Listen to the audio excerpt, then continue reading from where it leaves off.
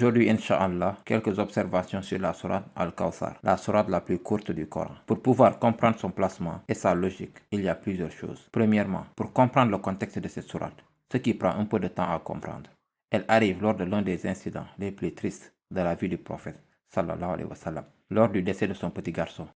Et quand ce petit garçon est décédé, c'est assez pénible, mais c'est encore plus douloureux, car son voisin d'un côté, qui était également son oncle, avait entendu la nouvelle.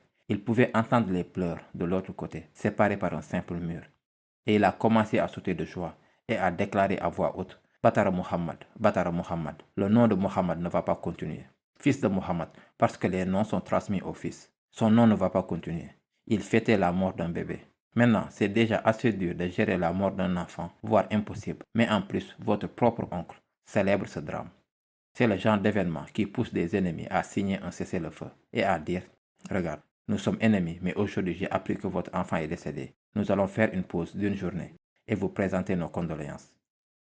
Mais c'est votre propre oncle et il est en fête. C'est une douleur en plus, ajoutée à la douleur ressentie par le prophète, sallallahu alayhi wa sallam. Alors Allah a complètement changé d'humeur et c'est l'un des pouvoirs du Coran. La parole d'Allah vous fait même voir la même réalité, mais complètement différente cette fois. Sans la parole d'Allah, vous le voyez dans un sens, mais avec elle, vous le voyez autrement. Donc au lieu de se concentrer sur ce que le prophète, sallallahu alayhi wa sallam, a perdu, qu'est-ce qu'Allah a fait? Inna a'tainaka al-Kawthar. Nous t'avons donné le bien le plus grand et le plus abondant. Le bien le plus abondant. Cela est décrit comme une rivière au paradis. Mais la généralité du langage suggère aussi, je t'ai donné tellement de bien.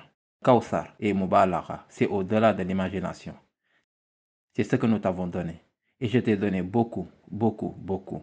Donc au lieu de penser à la perte, ce qui est très difficile à gérer, Allah concentre l'attention du prophète sur ce qu'on lui a donné. Et c'est en fait une leçon universelle que nous apprenons dans cette incroyable sourate. Une autre petite chose à ce sujet, Allah dit à son messager, sallallahu alayhi wa sallam, Fasalli li rabbika wanhar. Prie pour la cause de ton maître et sacrifie. Le sacrifice est généralement fait pendant une célébration. Et Allah est en train de dire, ce que je t'ai donné, tu dois toujours le célébrer. Et ne t'inquiète pas pour l'ennemi, celui qui te fait souffrir. Inna shani aga. C'est lui certainement dont le nom ne va pas continuer. Huwal abtaru. Il sera sans postérité. Son nom et son héritage ne vont pas continuer. Maintenant, voici le contexte historique de cette sourate. Et le placement de cette sourate est également remarquable.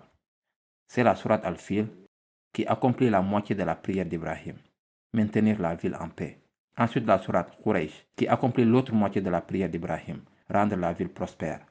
La sourate Ma'un montre que les personnes qui sont actuellement en charge ne sont pas capables. Ils ne sont pas qualifiés pour diriger la maison d'Allah. Ils ne sont pas qualifiés pour être gardiens de la Kaaba. Et puis la sourate Kawthar, tu es le dépositaire légitime. Tu es celui qui a reçu un bien abondant. Et qu'est-ce qu'on lui dit de faire? Prie et sacrifie. Fasalli li rabbika wanhar.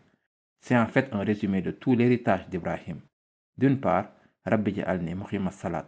Fait que j'établisse la prière. C'est la prière d'Ibrahim alayhi salam. Et d'autre part, bien sûr, tout le rituel du sacrifice revient à Ibrahim alayhi salam. Donc en deux mots, on dit au prophète, restaure l'héritage de ton père Ibrahim. C'est incroyable, tellement beau. Fasalli li rabbika wanhar. Et puis on dit au prophète, soit dit en passant, ceux qui ont déjà été décrits comme non qualifiés pour diriger cette maison, ils deviendront ton ennemi. Mais ne t'inquiète pas, leur héritage ne va pas continuer. Le culte aura lieu dans cette maison et continuera à avoir lieu dans cette maison, de la même manière qui est semblable à l'esprit d'Ibrahim alayhi salam. Et c'est quelque chose que nous continuons à apprécier à ce jour.